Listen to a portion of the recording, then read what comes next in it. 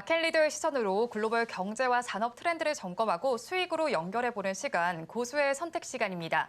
오늘은 김한진 이코노미스트와 함께합니다. 어서 오세요. 네, 안녕하세요. 네, 고수의 시선으로 선택해볼 주제 화면으로 만나보시죠. 네, 오늘 주제입니다. 물이 건너갔다. 마지막 발이 조금 건너갔다라는 소식이 나옵니다. 금리 인상 마지막이 될 것으로 기대를 됐었는데 하지만 연준 의장의 발언에는 확실한 답이 없었습니다. 미국 금리 인상 어떻게 계속해서 나타날 수 있을지 아닐지를 한번 짚어보도록 할 텐데요.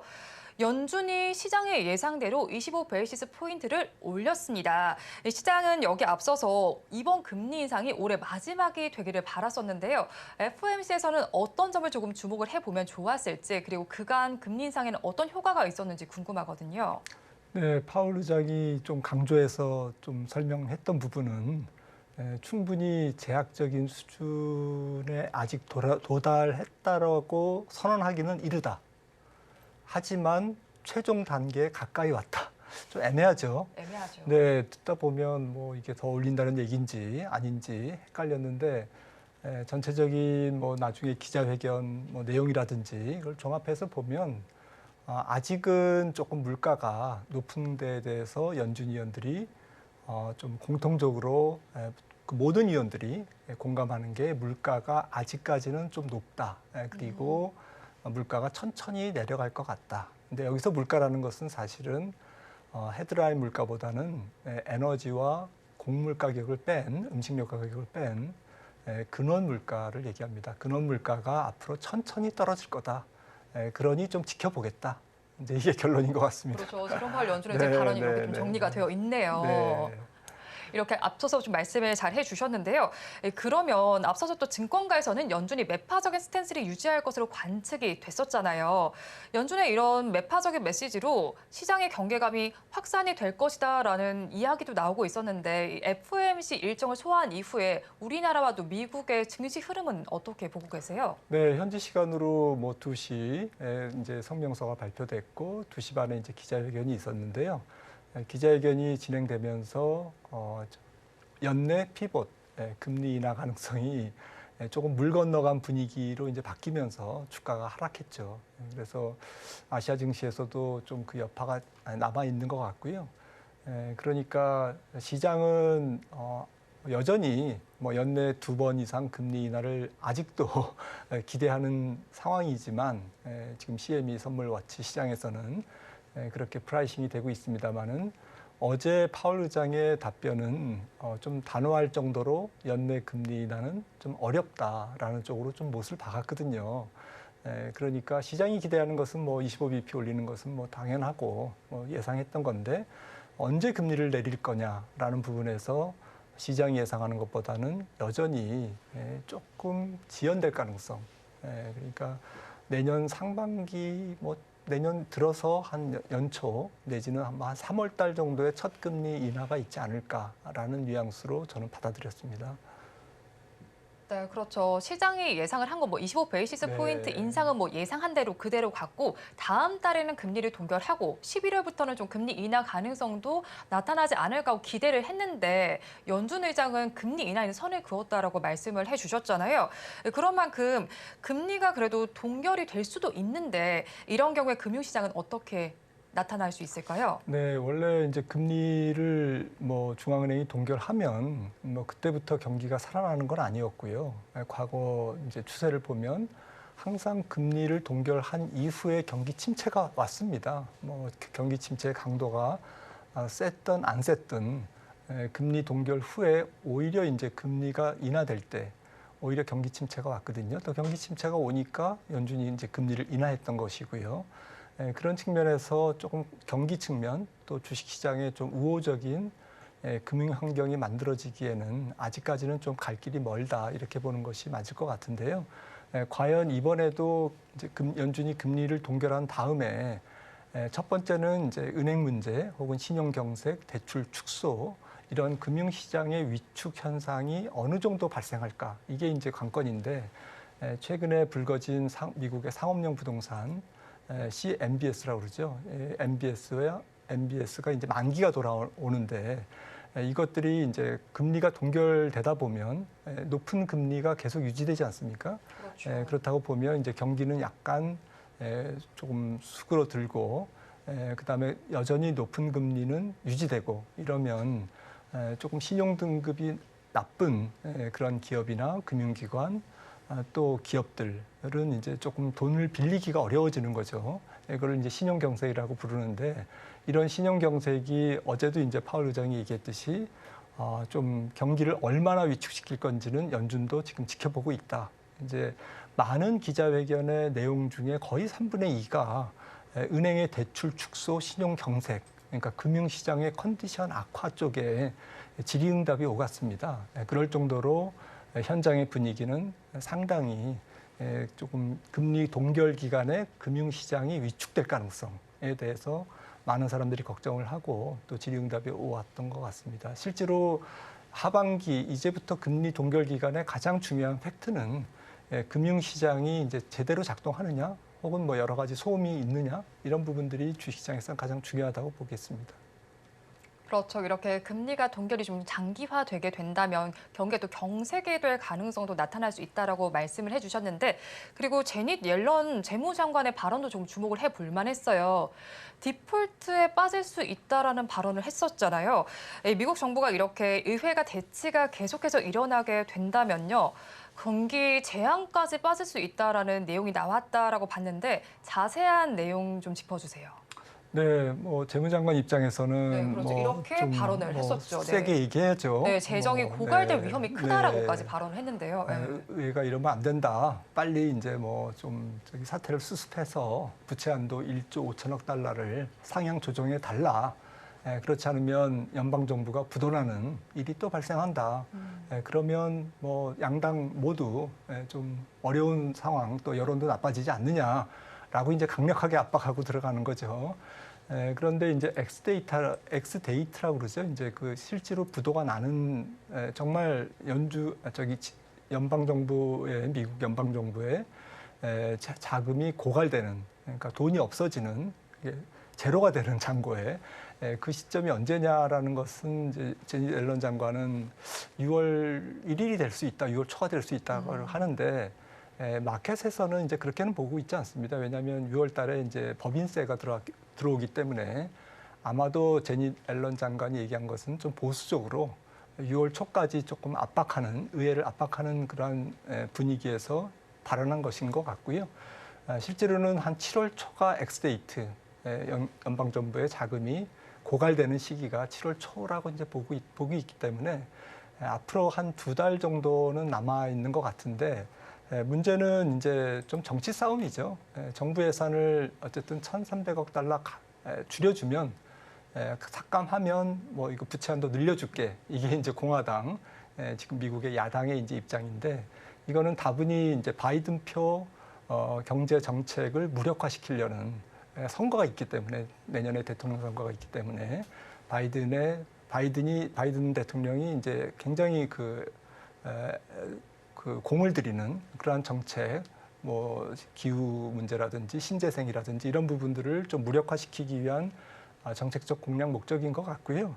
아마도 뭐 극적인 타결이 막판에 일어나거나 아니면 미국 백악관은 수정헌법 14조가 연방 정부는 최대한 부채를 이행할 의무가 있다라는 것이 이제 수정헌법 14조인데, 이거를 확대 해석해서 뭐 유예 기간을 끌어내든지 아니면 그 수정헌법을 적용해서 부채 한도가 협상이 안 됐음에도 불구하고 조금 예산을 집행한다든지 이러한 편법이 있기 때문에 무조건 뭐 연방 정부는 부도나고 사태는 좀 절단난다 이렇게 보기에는 좀 어폐가 있는 것 같습니다.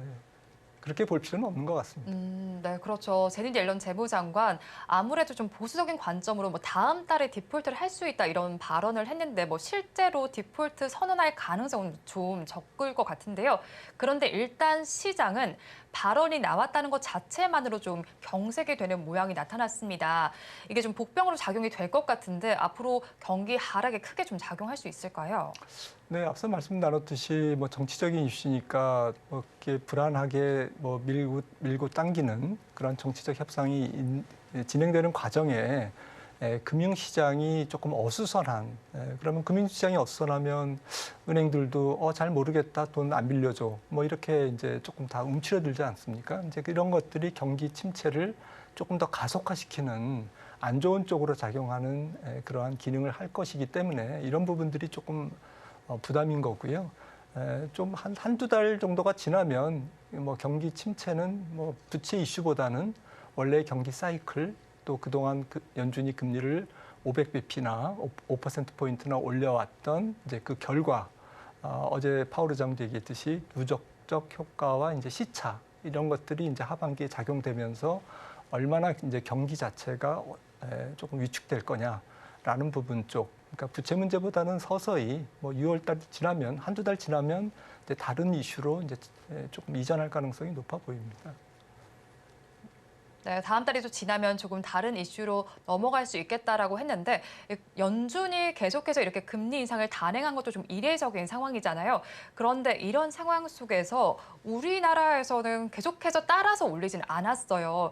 그런 만큼 이렇게 한미 금리 차가 계속해서 벌어지게 됐습니다.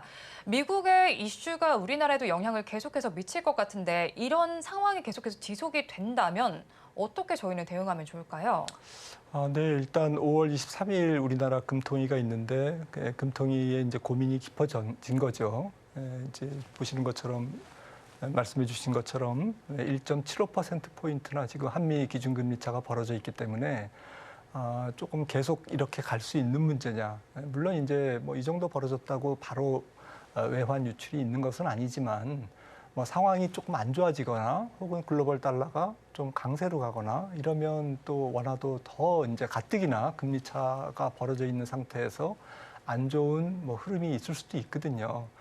그런 측면에서 5월 하순에 있는 금통위에서 25bp 인상 가능성이 조금 50% 이상으로 좀 올라가고 있는 분위기인 것 같고요. 물론 결정은 어떻게 될지 모르겠지만 전체적으로 우리나라 경제가 조금 미국보다는 약하기 때문에 고용시장도 미국보다 약하죠. 또 가계부채도 많죠.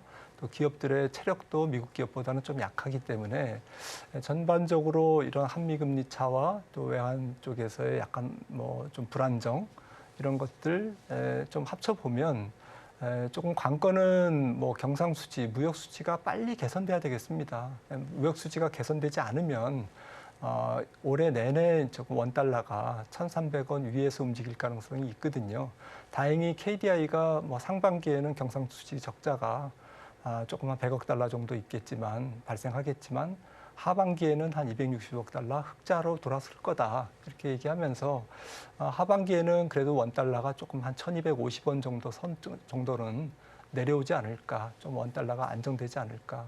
그래서 원달러도 뭐 상고하죠. 원화 가치로 보면 상저하고 하반기에는 조금 원달러가 좀 안정될 것으로 좀 보이기 때문에 투자도 좀 거기에 맞춰서 하시는 게 좋지 않을까 싶습니다. 네, 그렇죠. 원달러 환율의 추이도 좀 보시면 좋을 것 같은데 지금 시간을 기준으로 보니까 13원 70전 정도 내리면서 1324원 선 정도에 지나고 있는 상황입니다. 그런데 이렇게 역대급 금리 차가 발생하면서 이번 달에 열릴 금통위에 좀 관심이 쏠리고 있는데요. 지난달에는 그래도 금리 동결 기조를 유지했는데 앞으로 지금 금통위에서 어떤 입장을 취할지 또 우리 경제에는 어떤 영향을 미치게 될까요? 네, 뭐 지금 이미 뭐 금통위가 이제 계속 열리면서 금리를 올렸기 때문에 한국 기준금리가 이제 3.50%니까 낮은 금리는 아니거든요. 이제 그런 상태에서 일단 건설 투자가 위축되고 또 가계부채가 많기 때문에 말씀드렸듯이 이제 소비가 좀 위축되는 그러한 분위기라서 하반기에도 내수 회복이 조금 쉽지 않아 보입니다. 그래서 하반기에는 우리나라 경제가 조금 선전하려면 앞서 말씀드렸듯이 이제 경상수지가 회복되고 경상수지가 회복된다는 것은 이제 교육 조건이 회복된다는 거고 교육 조건이 회복된다는 것은 이제 대중국 수출도 증가하고 반도체 경기도 디램 가격도 이제 바닥을 찍고 올라가는 그런 긍정적인 시나리오를 의미하거든요.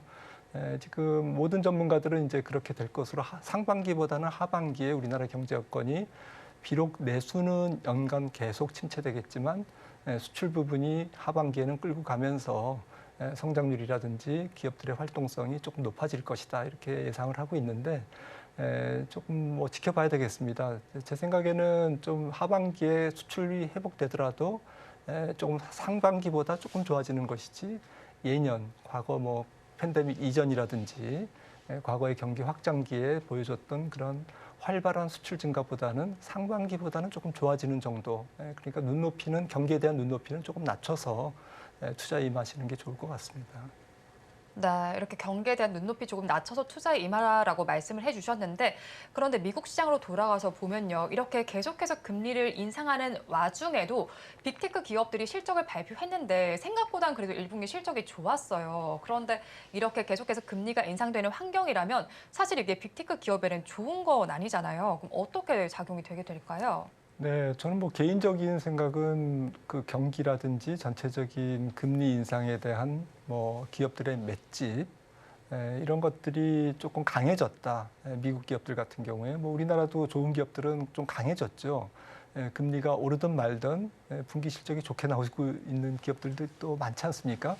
미국에는 조금 그런 기업들이 좀 많은 것 같고요. 그러니까 하반기 경기 침체가 오냐 안 오냐 뭐 이런 것에 대한 논란도 중요하지만 보다 중요한 것은 예전보다는 기업들이 좀 매크로 환경보다는 상당히 양호한 기업 실적을 낼 수 있는 재무적 체력 또 영업 활동의 체력들이 굉장히 커졌다, 강해졌다 이렇게 좀 해석하는 게 좋을 것 같고요. 이런 것들이 조금 지금 현재 금리가 계속 올라감에도 불구하고 연준이 금리를 계속 올렸음에도 불구하고 주가가 버티고 오히려 S&P 500이 4,200에서 계속 견고하게 그래도 지키는 그러한 펀더멘탈 요인이 되고 있는 것 같거든요. 하반기에는 아무래도 이제 전 세계 경기가 상반기보다는 좀 위축되기 때문에 미국 기업들일지라도 뭐 아주 좋은 빅테크 기업들일지라도 아무래도 해외 매출이 한 50% 되거든요. 그런 측면에서 기업들의 실적이 약간 둔화될 가능성이 있습니다. 하지만 이제 그런 정도는 주가의 추세적인 하락보다는 좀 박스권의 등락 정도로 그러니까 미국 시장도 여기서 주식 시장이 계속 치고 올라갈 정도로 빅테크가 끌고 갈 거냐, 기업들의 이익이 그렇게 셀 거냐라고 보기에는 어렵지만 그래도 현재 주가 수준에서 고군분투할 정도는 이익이 어느 정도는 뒷받침된다 이렇게 해석하시면 좋을 것 같습니다. 네, 그래서 하반기에는 경기가 조금 낮춰질 것으로 예상이 되는 만큼 미국 빅테크 기업이라 할지라도 좋은 기업이라고 할지라도 조금 박스권 내에서 움직일 수 있다. 고군분투할 수 있다라고 발언을 해주셨는데요. 이렇게 쉽지 않은 경기 상황입니다. FOMC 이후에 우리 그러면 5월에는 어떻게 좀 투자 전략을 세워보면 좋을지 관심은 또 어떤 섹터에 가져보면 좋을지 궁금하거든요. 네, 뭐 확률적으로 5월 시장이 연간 좀 안 좋았기 때문에 5월에 팔고 10월까지는 좀 쉬어라 이런 얘기를 많이 하는데요. 그것도 이제 또 물가가 높을 때는 사실 좀 주가가 안 좋았어요. 5월 달에. 물가가 조금 높지 않았을 때, 그러니까 연준이 금리를 많이 올리지 않았을 때는 5월 달이 조금 선방했는데 지금처럼 많이 올렸을 때는 조금 과거에 확률적으로 미국 주가나 글로벌 증시가 좀 안 좋았거든요. 그런 측면에서 5월 달은 사람들이 조금 그런 트라우마가 있기 때문에 좀 적극성은 없을 것 같아요. 투자 심리가 조금 차분해질 것 같고요. 그런 측면에서 좀 거래가 조금 줄고 조금 뭐 어떻게 될지 모르니까 좀 사태를 지켜보자 이렇게 조금 납작 엎드려서 이렇게 좀 조심조심 가는 장세가 전개될 것 같습니다. 하지만 거래량이 줄고 전체적인 시장 에너지가 약하기 때문에 지수가 좀 강하게 반등하기는 어렵겠지만 종목별로는 계속 좀 강세를 이어가는 종목군들이 있을 것 같거든요. 그래서 5월 달에도 역시 뭐 시장보다는 전체적인 숲보다는 조금 나무에 집중해서 나무를 좀 좋은 나무를 찾아서 좀 공략하시면 좋을 것 같습니다.